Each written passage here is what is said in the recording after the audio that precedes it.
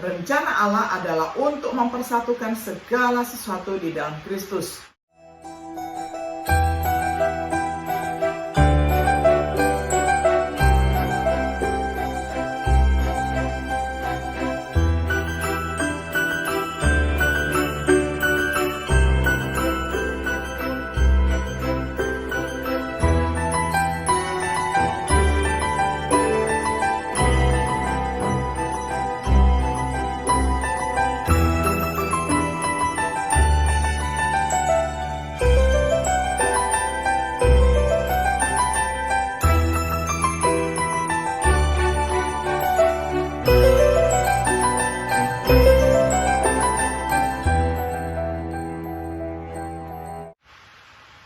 Shalom, sahabat Biblika yang dikasih oleh Tuhan.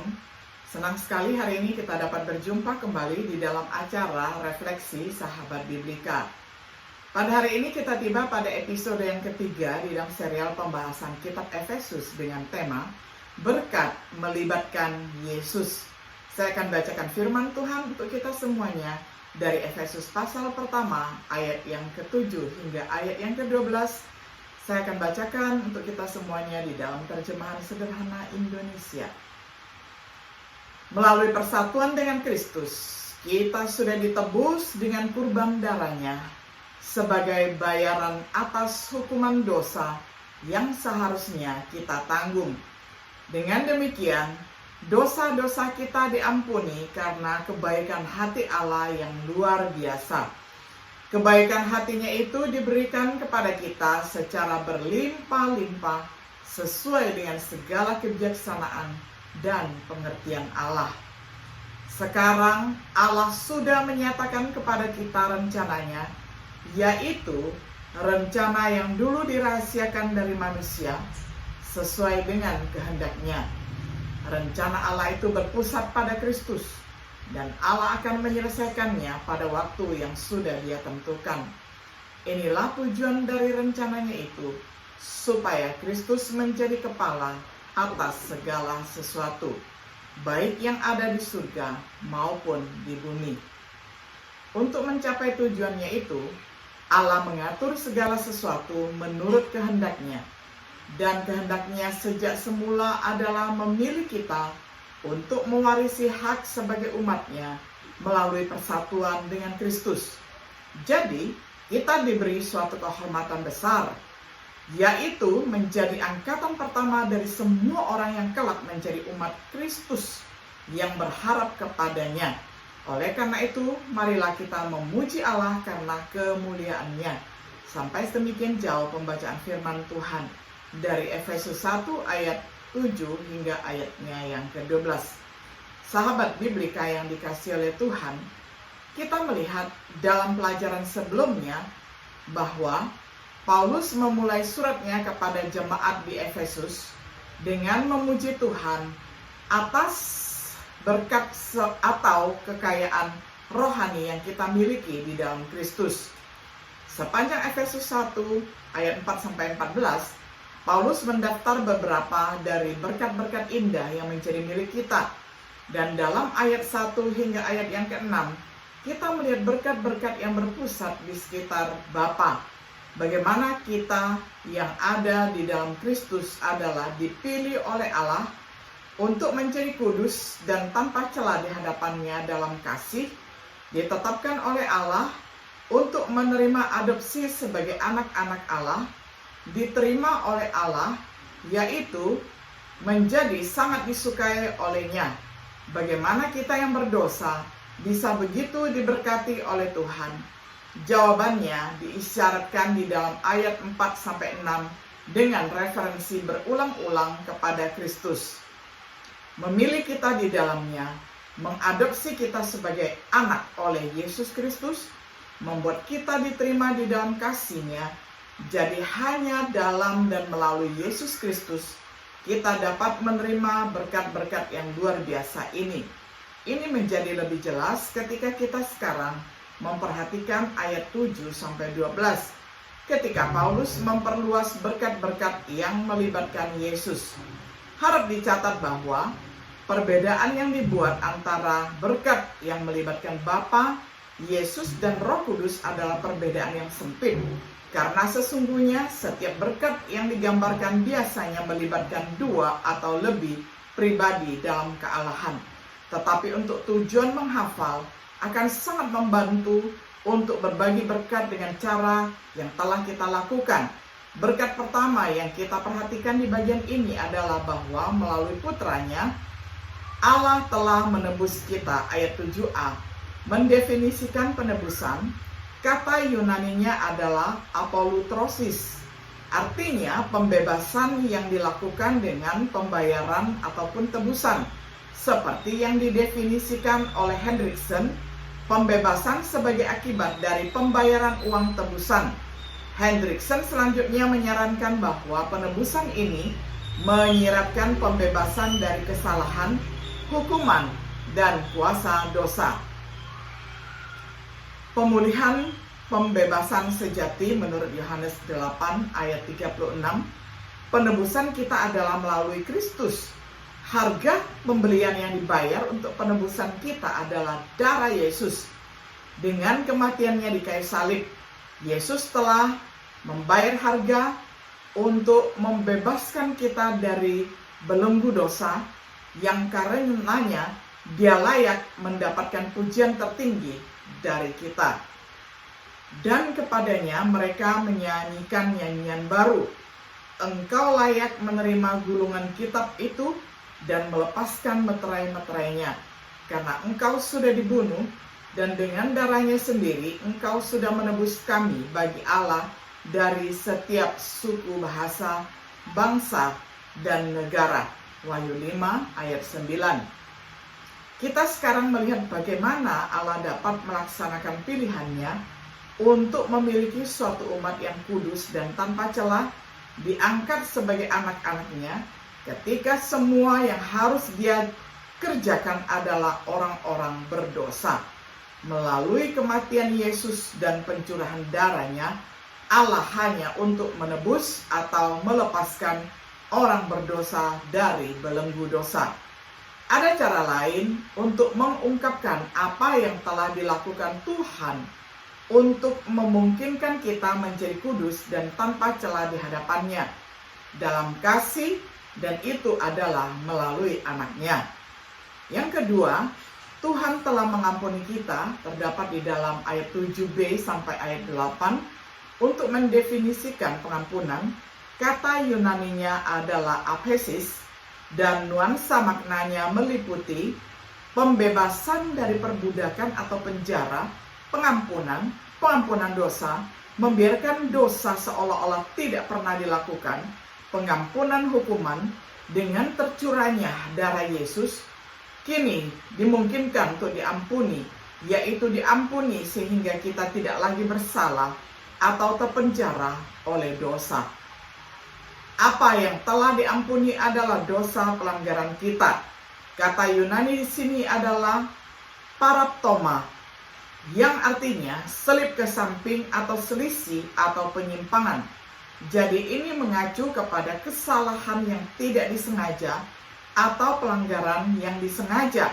Kesalahan, pelanggaran, dosa, pelanggaran yang akan menjauhkan kita dari status kudus tanpa celah. Melalui darah Yesus, kita dapat memperoleh pengampunan dari hal-hal seperti itu dan menjadi kudus dan tanpa celah. Dasar untuk baik penebusan dan pengampunan adalah karunia Tuhan.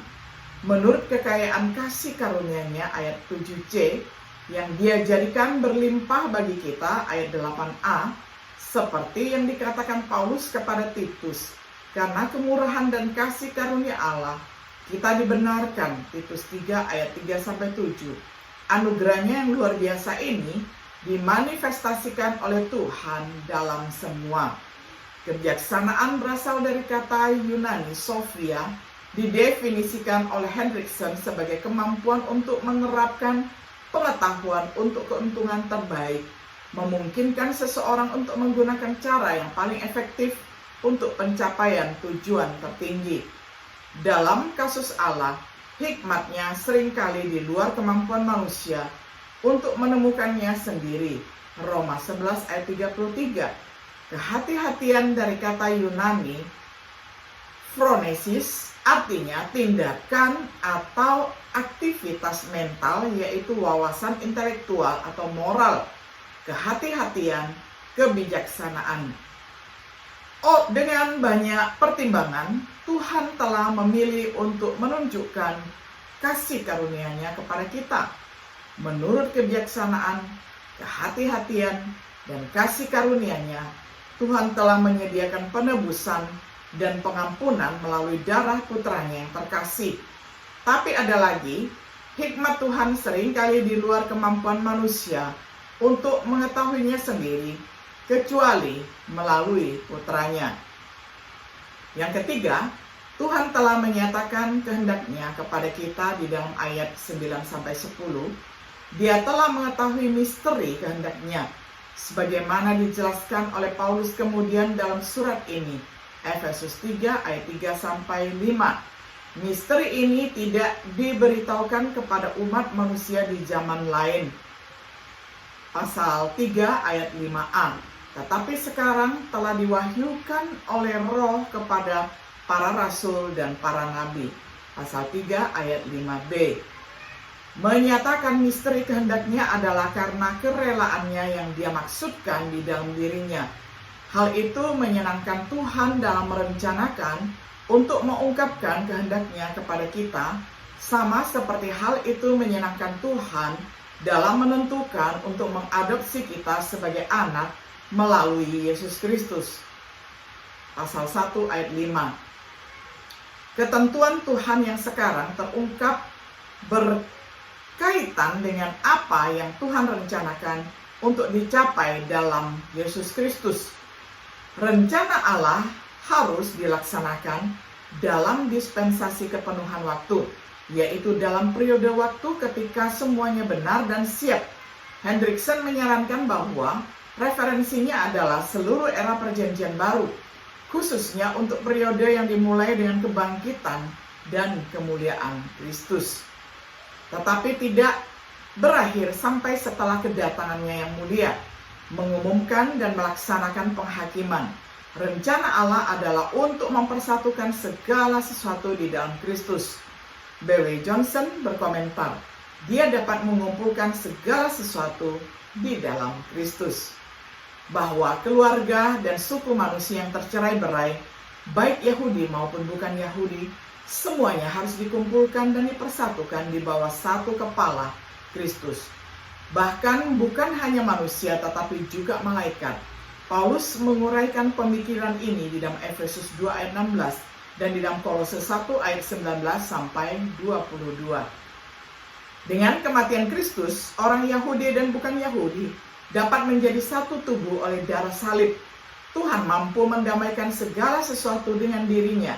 Akibat akhir dari pendamaian ini adalah bahwa kita dapat dijadikan kudus, tidak bercela, dan tak bercacat di hadapannya. Kolose 1 ayat 22, Efesus 1 ayat 4.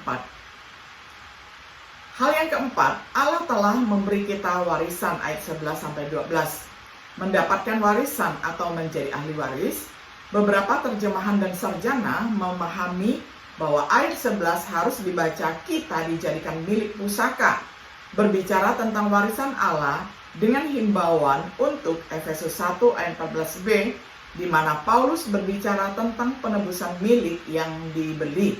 Efesus 1 ayat 18c, di mana Paulus berbicara tentang warisannya.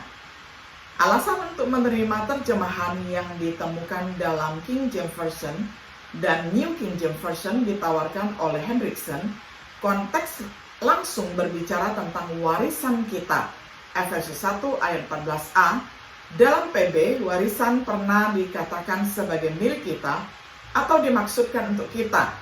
Kisah 20 ayat 32, Galatia 3 ayat 18, Kolose 3 ayat 24, Ibrani 9 ayat 15, 1 Petrus 1 ayat 4, termasuk Efesus 1 ayat 18c, di mana warisannya dapat berarti apa yang diberikan Allah kepada kita.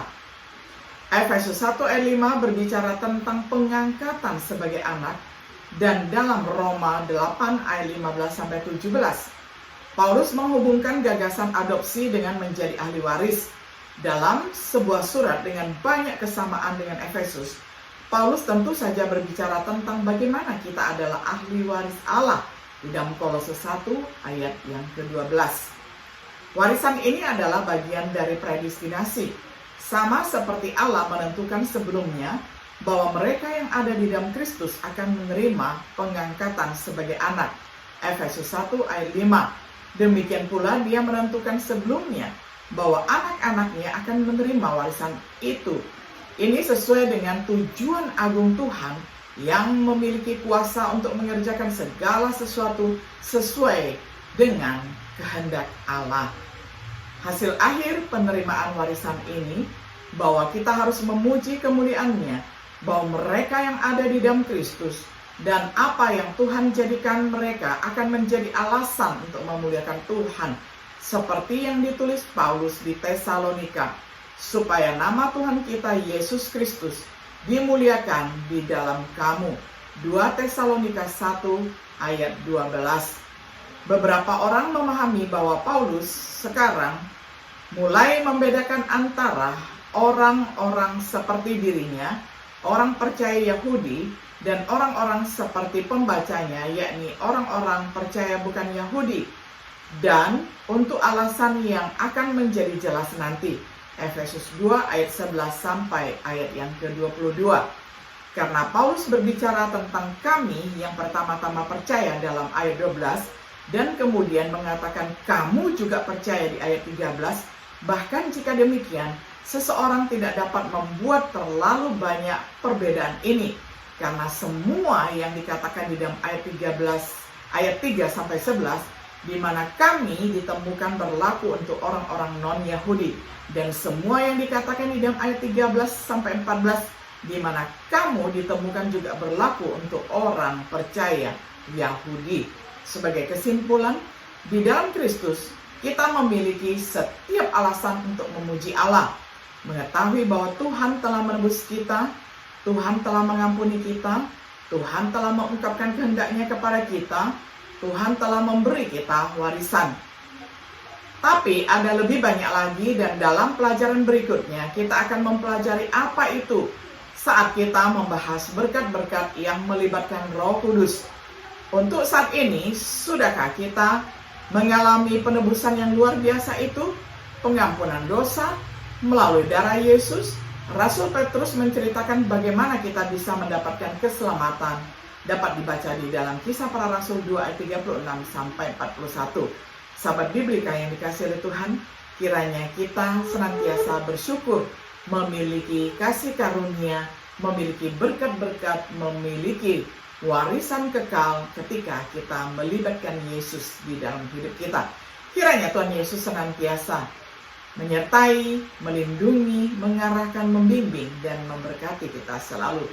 Shalom.